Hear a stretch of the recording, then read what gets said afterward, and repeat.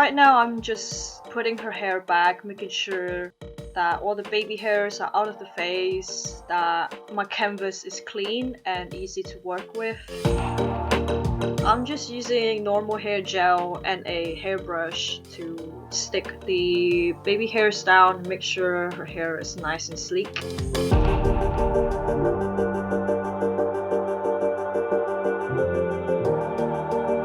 So right now I'm just covering all visible skin area, basically where you want the picture to be taken, with black face paint. It's a cream base, so it's best to use a normal sponge. I'm just working in small areas as well to make sure that all areas are covered. Even in the inner corners, all creases needs to be black, so around the eye area needs to have a little bit more care because people tend to have more wrinkles around there, so you really need to go in.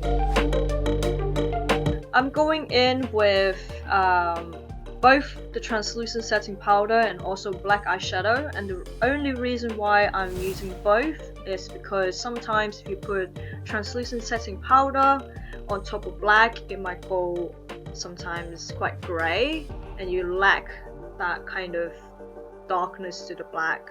So I usually like to go back around with black eyeshadow to just intensify the color.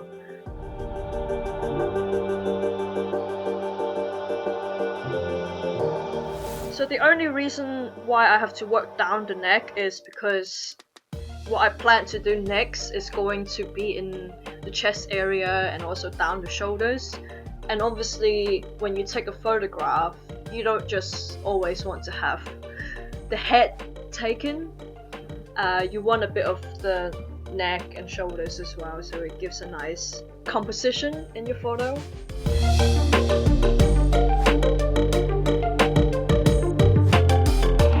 So I am just using a big face powder sponge with translucent face powder. That's just to, really set the paint into place and doesn't crease, especially around those areas. I think it's best to just pack the powder on and then finesse it later on with black eyeshadow. Right now I'm just using a big fluffy brush to dust off all the excess powder to make sure that, it's not as grey. Right now you can see me applying a black hole eyeliner to the model's waterline. It just gives the eyes a little bit more intensity and it just pulls the whole look together. It's a tiny step, but it makes all the difference. Right now I am using a water-based face paint in white. I'm just using a wide paintbrush. It's not a makeup brush, it's just a normal paintbrush. It works really well with this technique just because it gives me a nice edge and really nice clean lines. I just simply place the brush on the face and drag it up. It naturally just gives me a nice gradient, just like a veil would give you. And as long as you keep doing it, layering it, you will see the veil just building up with layers. It's just quite simple.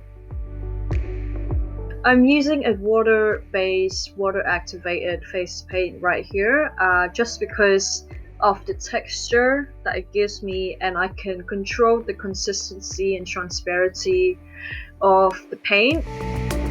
The character that I created is called Karma. So karma is an action based on the principle of cause and effect. The superhero knows exactly who is right and who is wrong, and who to punish and who to reward. And personally, I've seen and been through many situations where justice was not served. So sometimes I wish I have this all-knowing psychic power to see through everyone's past, present, and future, and have the power to punish and reward.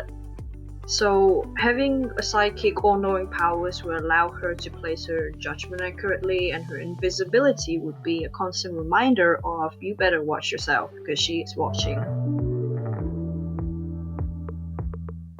To make sure that I got this look nice and perfect. I have actually tried to practice this look on myself, but I couldn't reach the sides of my face while sitting straight.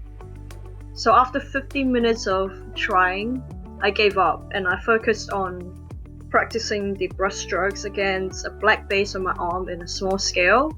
So as soon as I was happy with my mini veil, then I was just confident with the bigger piece that I'm working on.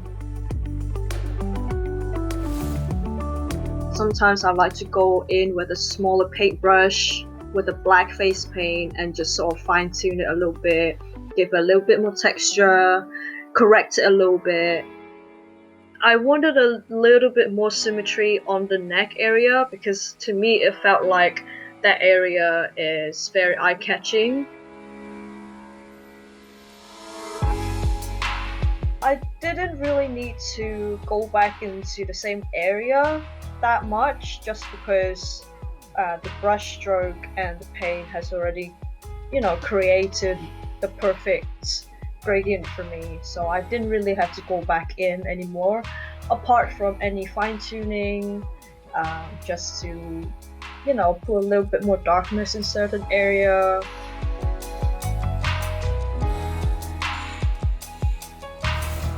I think the toughest part of this look is definitely the first few strokes of white paint on the black canvas, because this will be the foundation of the veil structure and pleats and layers are going to be laid on top or underneath it.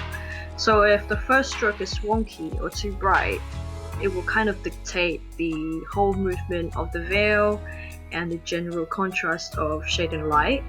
And you always have to step back as well to look at your work constantly to make sure your veils are reasonably straight and not wonky, because if you keep going along, you're going to just end up with a pile of wonky pleats.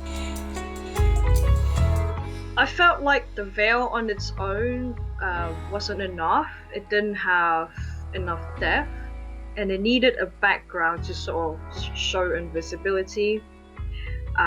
Because I've set a scene where someone is looking at a window at night with the feeling of being watched from outside of the window, where in fact that person is actually inside her room, not outside. So, the moon just sets a really nice background. I basically used the back of a cap, any cap with the right size, painted it white and just sort of place it straight on to the forehead, move it around a little in a circular motion, so all the edges are laid down perfectly, and then I just went in with a bit more paint to sort of take down the brightness, add some texture to it, and that's it. Right, so I'm creating the reflection of the moon right now. It's just a simple step. It gives a little bit more brightness to the center of the face, and also it sets the scene of a beachy nighttime vibe. So I just use a thin paintbrush with, again, water activated white face paint with like lines on it, and just sort of like brush it side to side.